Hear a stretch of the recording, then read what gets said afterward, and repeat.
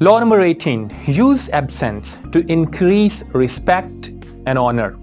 एक अंग्रेजी की कहावत यूं है, अगर आपकी गैर मौजूदगी से लोगों में फर्क नहीं पड़ रहा तो यकीन करें आपकी मौजूदगी भी बेकार है। तलब और रसद के कानून को बड़े ध्यान से समझ लें।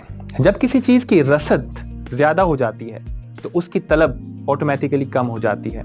जो चीजें मार्केट में बड़ी आसानी से अवेलेबल हैं, आप देखेंगे कि कभी भी उनकी कीमतें बहुत हाई नहीं होंगी। सो अपनी रसद को कम करें। If you are lesser available to people, if you are not available for anybody, you are more wanted.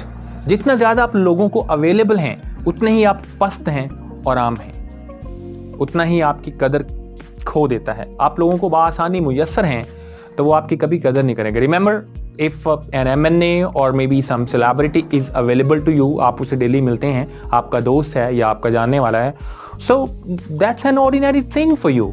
लेकिन वो बंदा जिसने उसको कभी लाइव नहीं देखा, जिसके साथ वो कभी नहीं मिला, उसके लिए इट्स लाइक सरप्राइजिंग कि आज एमएनए साहब मेरे घर आए हैं, आज कृति सैनन मेरे घर आई हैं, wow, like, but Kriti Sanon is available to many people, so she is not as worthy to them.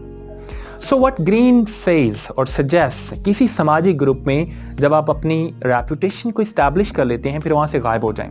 Know the art कि कब तक आपको किसी के पास रहना है, कब तक आपको किसी महफिल में बैठना है। In this way you are more talked about.